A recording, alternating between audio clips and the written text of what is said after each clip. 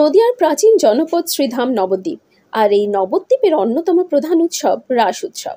এই রাস উৎসবে প্রতি বছরই নতুন নতুন ও ব্যতিক্রমী ভাবনায় নিজেদের পুজোকে তুলে ধরে আসছে শহরের উত্তরাঞ্চলের প্রাচীন মায়াপুর এলাকায় ভারত মাতা পুজো কমিটি।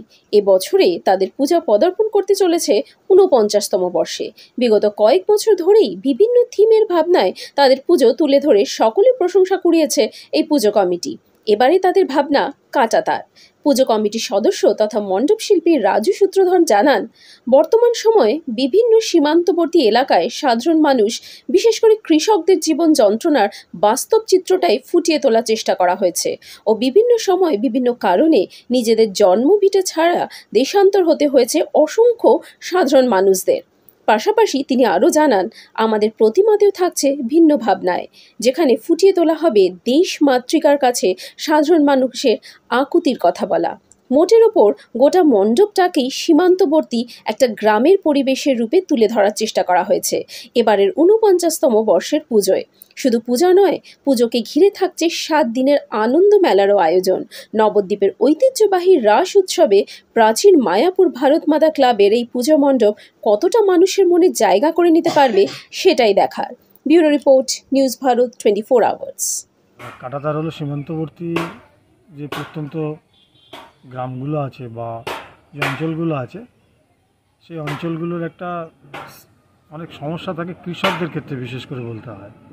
তারা কাঁটাতার পেরিয়ে অনেক সময় নিয়মে যাতাকলে পড়ে গিয়ে চাষ করতে যেতে পারে না, বা কেউ যেতেও পারে আবার ফিরতে পারে না, নানা রকম নিয়মকানুন প্রোটোকল থাকে। তো সেই যে একটা যন্ত্রণা আমরা দেখতে পাই আমাদের সীমান্তবর্তী অঞ্চলগুলোতে,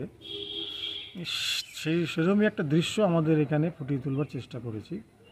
আর ঠাকুমা দাদুর মুখে যেরকম একটা দেশান্তরের গল্প শুনেছি, সেই রকমই একটা টুকরো টুকরো কিছু ঝলক আমরা এখানে দেখবার চেষ্টা করেছি। সেরকমই একটা কিছু গ্রাম সেরকম দেশান্তর হয়ে যাওয়ার বিভিন্ন রকমের মডেল থাকবে। যারা কৃষকরা আছে তারা কাঁটাতার পেরিয়ে তারা চাষ করতে যাচ্ছে, আবার সন্ধ্যা হলে ফিরে আসছে। এই সিস্টেমগুলো যেগুলো দেখতে পাই সেগুলি আমরা আমাদের এই মণ্ডপ জুড়ে দেখানোর চেষ্টা করেছি। প্রতিমাতে কীরকম থাকছে? প্রতিমাতেও আমাদের খুব সুন্দর নতুনত্ব থাকছে। একদম আমি দায়িত্ব নিয়ে বলতে পারি, এই ধরনের প্রতিমা এর আগে অন্তত নদিয়া বা নবদ্বীপ তো অনেক পরের কথা, কোনো জায়গাতেই হয়নি। আমরা কনসেপ্টটা ঠিক দেশান্তর মায়ের মতোই করেছি, যে মায়ের কাছে আমাদের এই দেশান্তরিত বা যারা কাঁটাতারের যাতাকলে পড়ে যে যন্ত্রণাটা ভোগ করছে, তারা মায়ের কাছে একটা প্রার্থনা করছে যে মা, মানে তুমি আমাদের এই যন্ত্রণা থেকে যদি মুক্তি দিতে পারো আর কি, রাজনীতির ঊর্ধ্বে গিয়ে বা প্রোটোকলের ঊর্ধ্বে গিয়ে ভাষাভাষী, আচার আচরণ, পোশাক ইত্যাদি ক্ষেত্রে একটা সামঞ্জস্য রেখে যদি আমাদের যন্ত্রণার থেকে মুক্তি দেওয়া যায়, তাই তোমার কাছে আর্জি। একটা পরিবার দেখানো হয়েছে, কৃষক পরিবার মায়ের পায়ের কাছে বসে তার সন্তানাদি নিয়ে এই আর্তিটা জানাচ্ছে, মানে সমবেত সমস্ত গ্রামবাসীর পক্ষ থেকে ওই পরিবারটা আবেদন করছে। এটাই দেখিয়েছি আমাদের মন্দিরে। কত বছরের পুজো এটা? এটা ৪৯তম বর্ষ এবারে আমাদের। আমরা প্রত্যেক বছরই কিছু না কিছু নতুনত্ব রাখবার চেষ্টা করি। আমরা এই বছরও সেই ধারা বজায় রেখেছি। এখানে শুধু আমি একজন ক্লাব সদস্য হয়ে বক্তব্যটা রাখছি, কারণ আমি শুধু আমারই ভাবনা নয়, এই ভাবনাটাও আমাদের প্রত্যেকটা ক্লাবের সদস্যবৃন্দদের ভাবনা। তারা সমবেত প্রচেষ্টাতেই আজকে আমরা এইটুকু দাঁড় করাতে পেরেছি।